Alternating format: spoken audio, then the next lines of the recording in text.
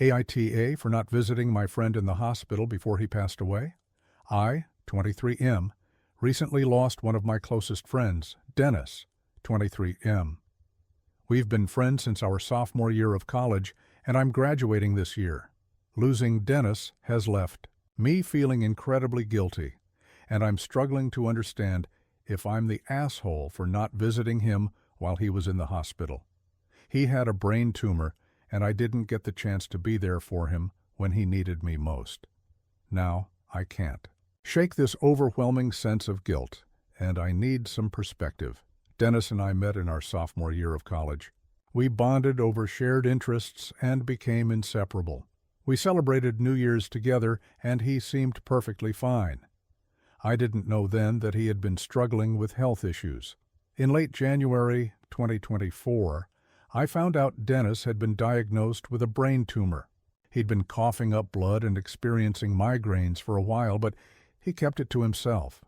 By the time I learned about it, he was already in the hospital. I kept telling myself I'd visit him soon, but work responsibilities piled up. I work in my family's business, and at that time, we were severely understaffed. Several employees were sick, and others were dealing with personal issues, so I had to take on extra shifts. I told myself I couldn't leave the business in the lurch, and I kept pushing back the idea of visiting Dennis. I told myself, I'll visit tomorrow, but it never happened. As time passed, my guilt grew. By June 2024, after my birthday, I noticed Dennis hadn't responded to my messages or even looked at my social media posts. His mom contacted me saying that Dennis wanted me to visit him. I promised her I'd come by the next day, but the next day came and went, and I didn't visit. Then I got the message that changed everything. His mother told me Dennis had passed away. I felt completely numb. The guilt hit me like a ton of bricks. I kept asking myself why I hadn't gone to visit him sooner. I didn't sleep that night and spent the next morning asking his mom if I could share the news with our friends.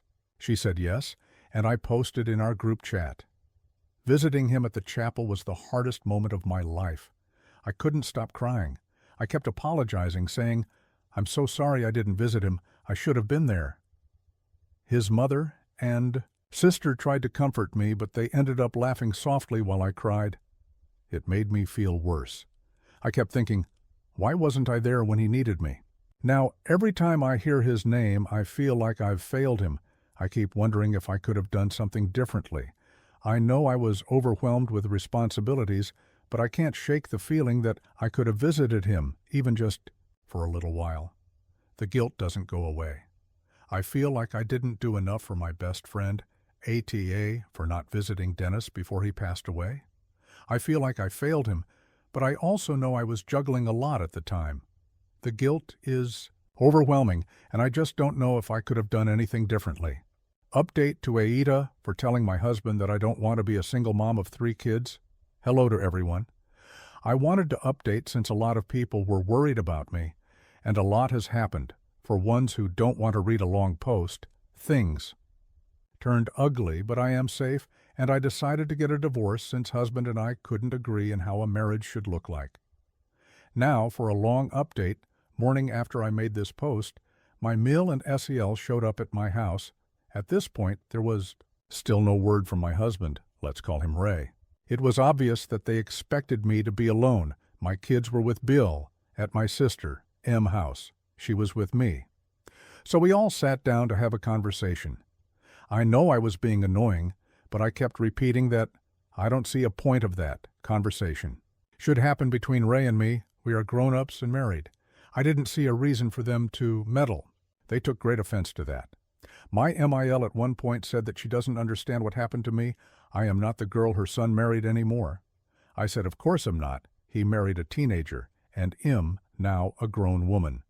She turned beet red and started screaming at me, to which M said she is going to call police if she doesn't calm down. After a few insults, mostly how M abusing her son and how bad of a mother I am, they left.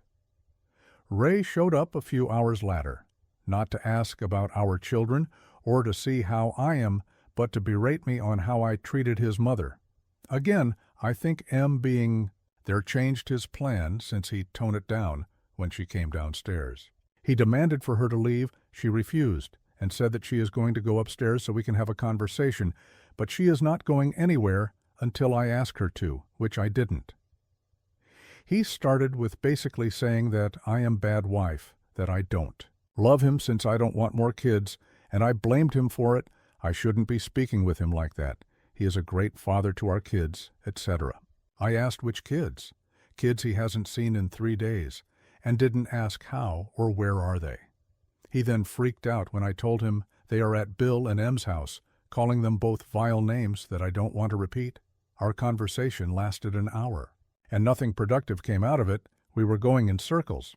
I was scared because he multiple times started grinding his teeth and putting his hands in fists, but he would calm down after a few seconds.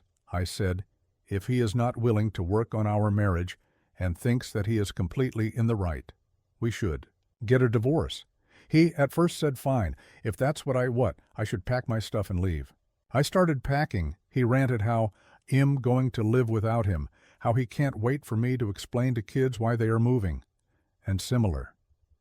I said that kids are not moving anywhere. They are staying in the house, and which parent stays here is taking care of them. He really couldn't comprehend what I'm saying. I am not turning our kids' lives upside down. Divorce is enough of a change. They are not going anywhere. Then his tune changed. He was willing to hear me out, I swear I thought. I'm going to pop a blood vessel from rage. I said I don't care anymore. We are getting a divorce. Only questions are about logistics and our kids. Tanat makes this post even longer. This also went in circles. Then he grabbed my shoulders and started shaking me. M got involved. They started pushing each other. I called the police. We managed to push him through the door and locked it. He left before police came. We gave statements, and I stayed at the house. I am fine, but M has a few scratches. Currently, I am bombarded with text from his family, again, not a peep from him. I am filing for divorce. I don't know why I thought that this can end any differently, but I'm also glad that I tried.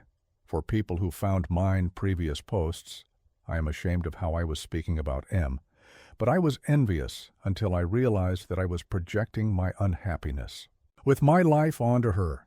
She didn't deserve it. She was and still is amazing sister and even better person.